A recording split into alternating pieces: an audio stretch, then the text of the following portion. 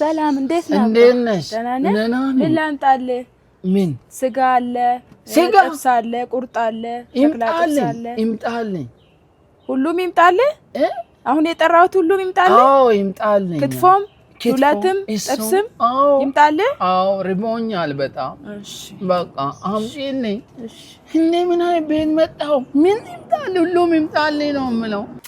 እዛ ጋር ያለው ሰውዬ አሁን የጠራሁት ምግብ እንዳለ በቃ ቤቱ ያለው ስፔሻል ሁሉ አምጪልኝ ነው ያለኝ።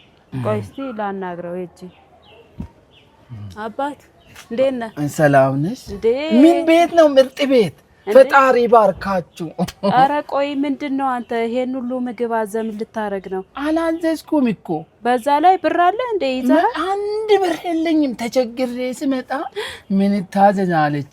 ጥብስ አለ ምን አለ ስትይ የሻልኳት። ምግብ ቤት ስለሆነ እኮ ነው እሷ መብላት የመጣክ መስሎ። ምን ልበላ ነው የመጣው? ነው ከሰጣችሁ ለዛ ነው።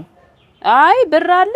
ምንም አንድ ብር የለም። ተቸግሬ ስመጣ ነው ይሄን ሁሉ ምግብ ሲጠራ ይምጣልህ አለችኝ። እንግዲህ ብር አለ ብላ አልጠየቀችም። እሷም አስተናጋጅ እኮ ናት፣ ስራዋ ነው። አሁን እያመጣች ነው ታዲያ። አረ ምኑን ነው የምታመጣው? ብር የለኝም አልክ አይደል እንዴ? አንድ ብር የለኝም። አረ በእናትህ ተው በቃ ተነስ ሂድ።